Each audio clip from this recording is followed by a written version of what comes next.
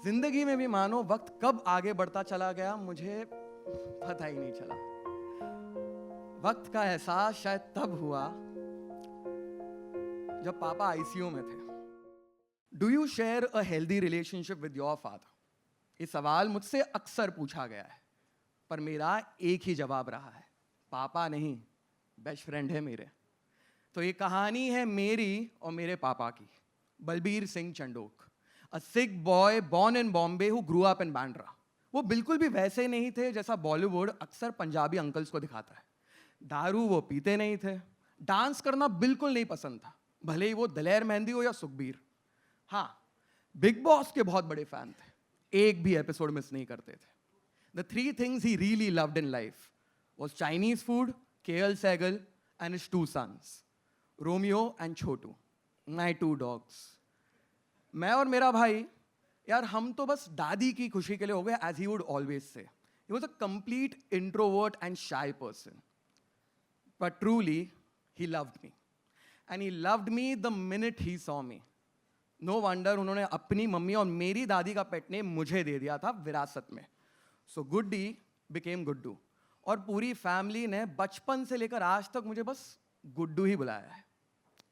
यार ये middle class फैमिलियों की ना एक छोटी सी बट प्यारी बात होती है, पैसों की किल्लत तो चलती रहती है, किसी महीने कम राशन, किसी महीने ज़्यादा, तो हम एक दूसरे को ना वादे दे देते हैं।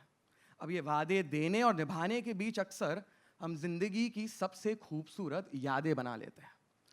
तो मेरे पापा ने ना बचपन में ही मुझसे एक बड़ा वादा कर लिया था कि सुन, मैं तेरा डैड बाद में हूं, फ्रेंड पहले। तो देर रात तक मुझे बिठाकर पुरानी फिल्में दिखाते हैं। मुझे वो पनिशमेंट ज्यादा लगती है और एंजॉयमेंट कम। अब यार 6 साल के बच्चे को टॉम एंड जेरी छोड़कर देवदास दिलीप कुमार वाली दिखाओगे तो क्या ही होगा। पर कितनी प्यारी बात है ना, हम बचपन में अपनी मम्मी और अपने पापा को अपने हॉबीज, अपने पैशंस बताते हैं। यहाँ पापा मुझे अपने पैशंस और हॉबीज बता रहे थे। यार बचपन से ही ना मैं निहायती जिद्दी किस्म का बच्चा था, मतलब किसी की नहीं सुनता था, बट पापा मेरी हर जिद को मान लेते। मैं जिद करता रहता और पापा मोहब्बत में सारी जिदें मान लेते। वो खुद किसी की नहीं सुनते थे। हाँ, मम्मी के सामने खुद चुप हो जाते, वो बात अलग है। यार सच तो ये है कि मम्मी के सामने हम सबकी फटती थी, पर मैं जिद करता और वो मान जाते। एक बार यूं हुआ कि मुझे क्रिकेटर बनने का शौक है, हम सबको आया है, सबको सचिन, द्राविड, गांगुली बनना था, मुझे भी बनना था। तो मैंने जिद की और पापा ने बोला ठीक है, क्रिकेट कोचिंग ज्वाइन कर ले। क्रिकेट कोचिंग होती सुबह के वक्त और मैच खेला जाता दोपहर के वक्त। ग्राउंड था मार्केट से थोड़ा दूर, तो आसपास खाने को कुछ था नहीं। बेचारे बच्चे जो सुबह लाते वही खाना पड़ता, तो सूखा सैंडविच, बिस्किट। मैं था नवाबी और जिद्दी किस्म का। मेरी जिद होती कि मैं तो नहीं खाऊंगा, मुझे तो चाहिए गर्मा गर्म। तो क्रिकेट के ग्राउंड पर एक गेट की तरफ एक हाथ में मैगी और एक हाथ में नींबू पानी की बोतल लिए खड़े होते मेरे पर्सनल चीयर लीडर, मेरे पापा। और बात यहाँ तक खत्म नहीं होती, स्कूल से बाकायदा मुझे पिकअप किया जाता, जबकि स्कूल था आधा 1 किलोमीटर दूर। बेचारे बच्चे कड़कती धूप में चल के आ रहे हो, मैं आराम से चेतक पर बैठा पापा को कस के पकड़ सफर का मजा ले रहा। नवाबियत देख रहे हो। पर ऐसा नहीं था कि I wasn't a good friend to him. एक बार यूं हुआ कि फैमिली डिनर का प्लान था और मम्मी और पापा के बीच हो गई लड़ाई। पापा उठ खड़े हुए और बोले चल हम दोनों फैमिली डिनर करके आते हैं। हमेशा से ये मम्मी और पापा के बीच जो हमेशा कंपटीशन होता है, उसमें मैंने अपने बेस्ट फ्रेंड को चूज किया। अब हम पहुंच गए हैं जुहू बीच। कहानी में ट्विस्ट, प्लान था पाव भाजी खाएंगे, मैं गोला खाऊंगा, मजा आएगा। मेरी नजर पड़ी नए खुले डोमिनोज पर। मिडिल क्लास फैमिली का लड़का, डोमिनोज नया नया खुला था तो पिज्जा महंगा था। पर पापा ने ना एक बार right side of the menu नहीं देखा, मेरी तरफ मेन्यू किया और कहा तुझे जो खरीदना है तू खरीद ले। यार हमारे पापाओं की बड़ी खूबसूरत बात है ये कि ख्वाहिशों को तोल लेते हैं, सोचते हैं कि ज़रूरी है कि नहीं, पर खुशियों को नहीं, क्योंकि खुशियाँ हमेशा ज़रूरी होती हैं।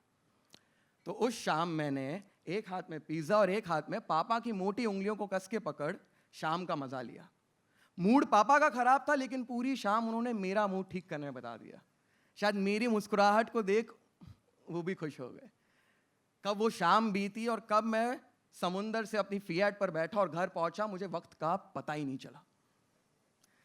जिंदगी में भी मानो वक्त कब आगे बढ़ता चला गया मुझे पता ही नहीं चला।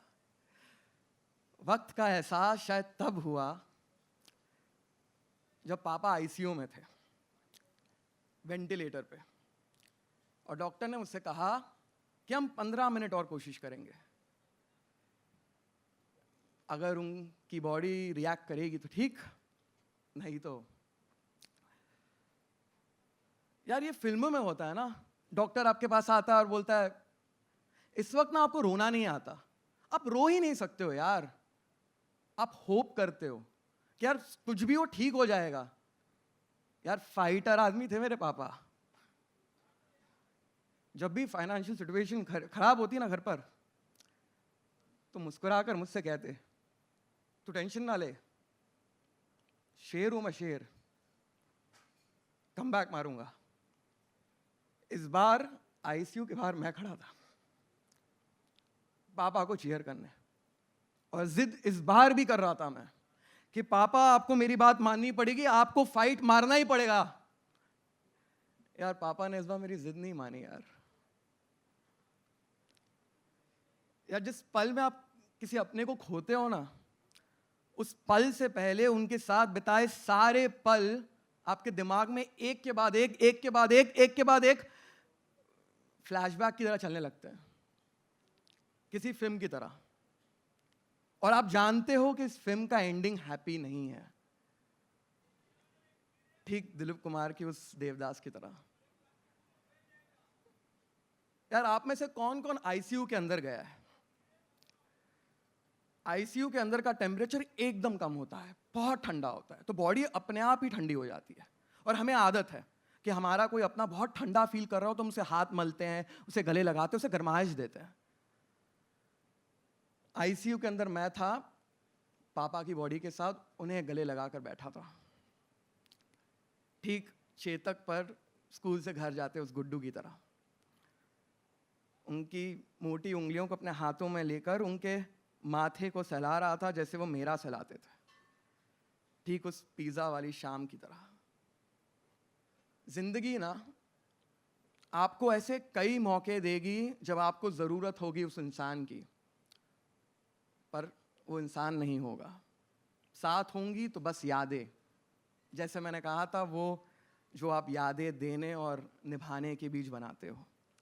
यार मेरे पापा ने ना मुझसे एक और वादा किया था कि सुन, मैं अपने दोनों पैरों पर जाऊंगा। He fulfilled every promise of his. मैंने अक्सर कहा है कि यादों की अहमियत तब नहीं होती जब इंसान चले जाता है, उनकी अहमियत तो तब होती है जब आपको एहसास हो कि आप उस जैसी एक और नई याद नहीं बना सकते। खुशी खूबसूरत होती है, गम खूबसूरत होता है। खुशी खूबसूरत होती है, गम खूबसूरत होता है, कमबख्त दोनों ही किसी को याद करने का बहाना होता है। यार मैंने भी अपने पापा के साथ एक प्रॉमिस तो किया था, that I will make him proud every single day। तो बस ये सोच मुझे लगता है कि जिंदगी के बाजार से मैं अपने लिए एक स्पेशल पापा और एक बेस्ट फ्रेंड हमेशा के लिए ले आया हूं। तो आज भी अगर मुझसे कोई पूछेगा कि did you share a healthy relationship with your father, तो मेरा जवाब वही रहेगा, ये पापा नहीं थे, बेस्ट फ्रेंड है और हमेशा रहेंगे। Thank you so much.